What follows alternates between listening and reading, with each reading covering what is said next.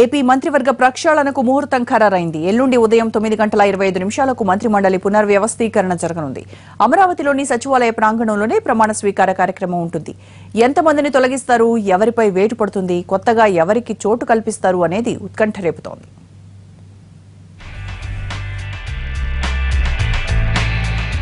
ఆశావహులు చాలా రోజులుగా ఎదురుచూస్తున్న సమయం వచ్చేసింది. ఏపీ మంత్రివర్గంలో మార్పులు చేర్పులకు ముహూర్తం ఖరారైంది. అయితే ఇది పునర్వ్యవస్థీకరణో లేక విస్తరణ కాకుండా ప్రక్షాళనలాగానే కనిపిస్తోంది.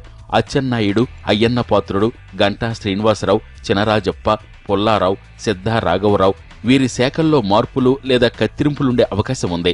లోకేష్ కు ఐటీతో పాటు మున్సిపల్ అడ్మినిస్ట్రేషన్ లేదా పంచాయతీరాజుల్లో ఒకటిచ్చే అవకాశం ఉంది. ప్రస్తుతం ఏపీ మంత్రివర్గంలో 20 మంది ఉన్నారు. మరో 6గురికి అవకాశం ఉంది. ప్రస్తుతం ఉన్న వారిలో 5 నుంచి 7గురికి ఉద్వాసన పలుకుతారని సమాచారం. అంటే 10 నుంచి 11 మంది కొత్త ముఖాలకు అవకాశం దక్కుతుంది. నారా లోకేష్, సోమిరెడ్డి, కళా వెంకట్రావు, అఖిలప్రియ, సుజయకృష్ణ రంగారావు పేర్లు దాదాపు ఖరారయ్యాయి. వీరు కాకుండా మరో 5-6గురికి అవకాశం దక్కొచ్చు. వారెవరనేది ఇప్పుడు ఆసక్తికరంగా మారింది.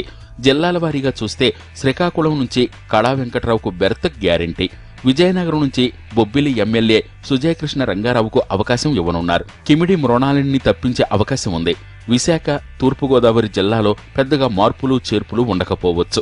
చినరాజప్పకు పార్టీ బాధ్యతలు అప్పగిస్తారని ప్రచారం జరిగినా ఆయన ప్రస్తుతానికి సేఫే అంటున్నారు. అయితే తూర్పుగోదావరి నుంచి మత్స్యకార కోటాలో వనమాడి వెంకటేశ్వరరావు పేరు వినిపిస్తోంది. పశ్చిమ గోదావరి జిల్లా విషయానికొస్తే మంత్రి పీతల సుజాతను కొనసాగిస్తారా లేదా అన్నదానిపై స్పష్టత లేదు. బీసీ కోటాలో పితాని సత్యనారాయణ పేరు వినిపిస్తోంది. ఎస్టీ కోటాలో ముడియం శ్రీనివాస్కు అవకాశం ఇవ్వొచ్చంటున్నా అసలు ఎస్టీ కోటానే ఉండే అవకాశాలు లేవని మరికొందరు నేతలు చెబుతున్నారు. కృష్ణా జిల్లా విషయానికొస్తే కొల్లు రవీంద్రను తప్పించడం ఖాయమంటున్నారు.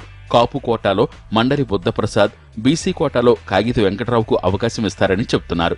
గుంటూరు జిల్లాలో రావేలకు పదవీగండం ఉందంటున్నారు. ఈ జిల్లా నుంచి డొక్క మాణిక్యవర ప్రసాద్ పేరు వినిపిస్తోంది. ఒకవేళ మాదిక సామాజిక వర్గానికి వేరే జిల్లాల్లో అవకాశం కల్పిస్తే మాత్రం డొక్కాకు కష్టమే. అలాంటప్పుడు నక్కా ఆనందబాబు, శ్రవణ్ కుమారుల్లో ఒకరికి అవకాశం ఇవ్వొచ్చు. మంత్రి పత్తిపాటిని తప్పిస్తే మాత్రం ఎరపతినేనికి అవకాశం ఇస్తారని ప్రచారం జరుగుతోంది. ప్రకాశం జిల్లా నుంచి పాలపర్తి డేవిడ్ రాజు పేరు వినిపిస్తోంది. ఇక నెల్లూరు నుంచి సోమిరెడ్డి పేరు ఖరారైంది.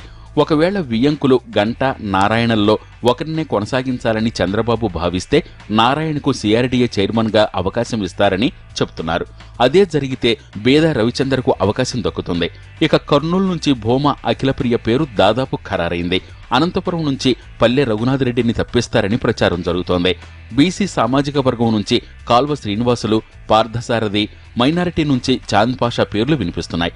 వీరిలో ఒకరికే ఛాన్సు దక్కొచ్చు. అయితే సునీత నియోజకవర్గం రాప్తాడు పక్కనే ఉన్న పెనుగొండ నియోజకవర్గం కావడంతో పార్థసారథికి అవకాశంపై అనుమానాలున్నాయి.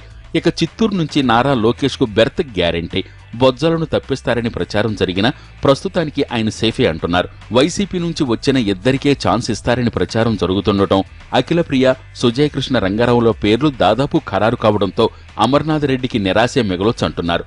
కడప నుంచి ఆదినారాయణ రెడ్డికి ఇదే సమస్య. మేడా మల్లికార్జున రెడ్డికి అనూహ్యంగా పదవి దక్కినా ఆశ్చర్యపోవాల్సిన పని లేదు. మైనారిటీ కోటాలో షరీఫ్, చాంద్ పాషా, జలీల్ ఖాన్ పేర్లు వినిపిస్తున్నాయి. చంద్రబాబు సామాజిక సమీకరణాల కంటే పార్టీ అవసరాలకే ప్రాధాన్యత ఇస్తున్నట్లు కనిపిస్తోంది. ఇటీవల ఎమ్మెల్సీ అభ్యర్థుల ఎంపికలో ఇది స్పష్టంగా కనిపించింది. మంత్రివర్గ ప్రక్షాళనలోనూ అదే పద్ధతి అవలంబిస్తే మాత్రం పయ్యావుల కేశవ్ వంటి వారికి సీటు దక్కొచ్చు. అయితే చివరి నిమిషంలో కొన్ని మార్పులు చేర్పులు జరిగే అవకాశాలు లేకపోలేదు.